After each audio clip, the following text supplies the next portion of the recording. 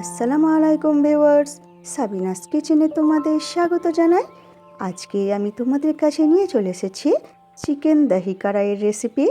এই রেসিপিটি বানিয়ে দেখো, আশা করছি তোমাদের খুবই ভালো লাগবে। Yes.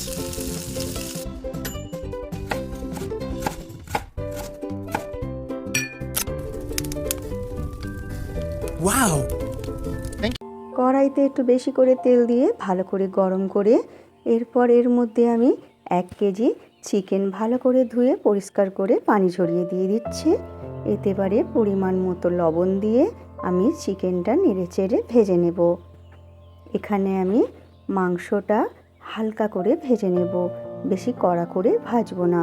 এদিকে ভাজতে ভাজতে মশলা করে নিচ্ছি।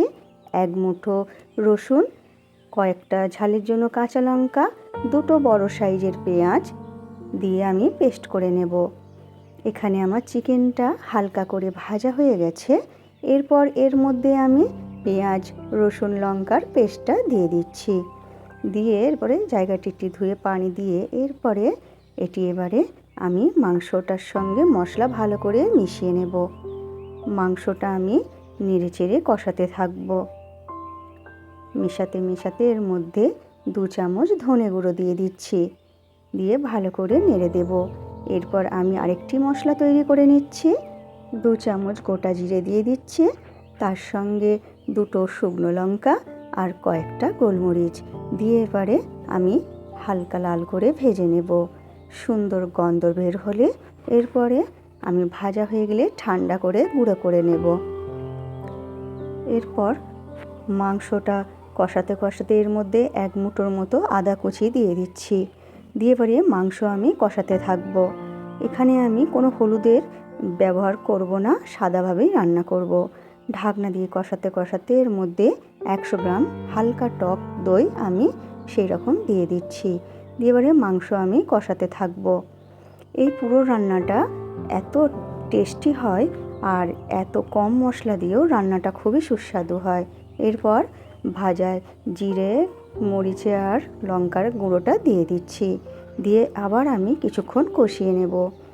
এই রান্নাটা তোমরা একবার অবশ্যই বানিয়ে দেখো, কম মশলা হলেও খেতে খুবই টেস্টি হয়।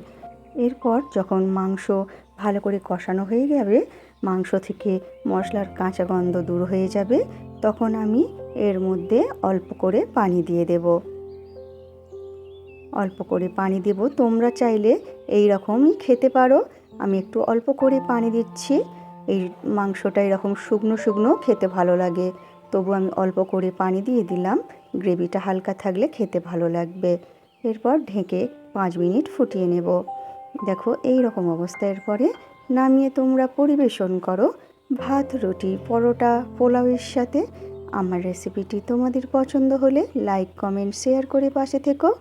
আমার রেসিপিটি ফেসবুক থেকে দেখলে ফলো করে দিও, ইউটিউব থেকে দেখলে সাবস্ক্রাইব করে পাশে থেকো।